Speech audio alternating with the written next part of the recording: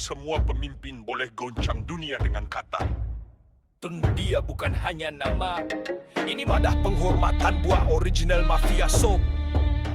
Tun M, 100 tahun jalur emas menggoncang dunia. Dia legasi. Dia gold. Dia gold.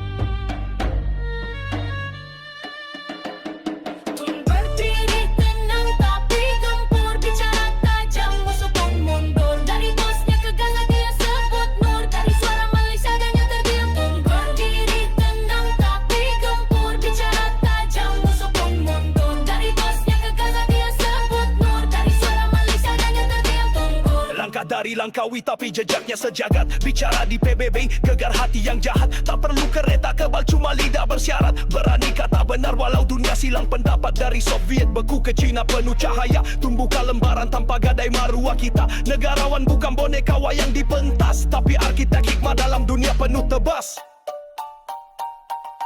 Tun berdiri tenang tapi gempur, bicara tajam musuh pun mundur. Dari bosnya ke Gaza dia sebut nur, dari suara Malaysia dunia terdiam tunduk. Tun berdiri tenang tapi gempur, bicara tajam musuh pun mundur. Dari bosnya ke Gaza dia sebut nur, dari suara Malaysia dunia terdiam tunduk. Palestin luluh, dia bangkit bicara ini kezaliman. Suara dia menyala, Bila dunia bisu, dia jadi pengeras, bukan sekadar kutub. dia gerakan kelas. Bosnia dibakar, Tun hulur cahaya. Afrika Selatan hormat Tun sebagai saudara. Mandela pun tahu siapa Tun di dunia. Dua wira, dua benua, satu jiwa merdeka. Bukan wali, bukan bayang petala 7, tapi fikirnya penawar, lidahnya pendita. Dari timur ke barat dia ukir, kotun mantra dari tanah hikmat. Bukan dewa, tapi pemikir, kata dia. Dunia pun berfikir, bukan retorik, tapi jalan dibina kotun rahasia nadi Nusantara. OIC pun bergegar bila dia sebut Palestin. Tun bukan retorik, dia hadir dengan mesin. Fikiran tajam, lidah jadi pedang. Dia tak tunduk, dia tenang tapi terang. Keadilan bukan slogan, dia ubah struktur. Lawan sistem bukan sekadar bercakap diukur. Dia tinggalkan blueprint untuk anak masa depan. Kotun bukan cerita, tapi amanah zaman.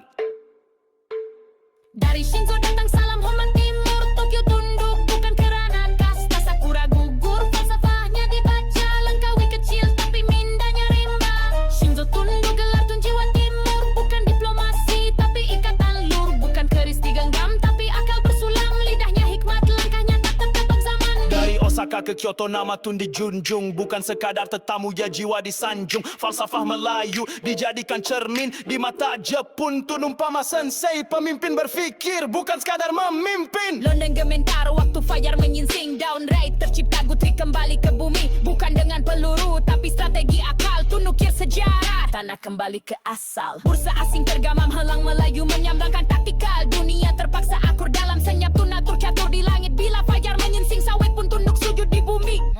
Soros coba runtuhkan nilai bangsa, tapi Tun berdiri ini tanah kami bukan angka. IMF hulu rantai, Tun bakar tali hutang. Malaysia tak dijual walau dunia bersidang.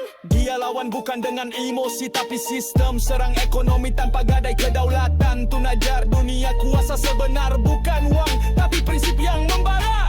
Tun berdiri tenang tapi gempur, bicara tajam musuh pun mundur. Dari bosnya ke Gaza dia sebut nur, dari suara Malaysia dunia terdiam tunduk.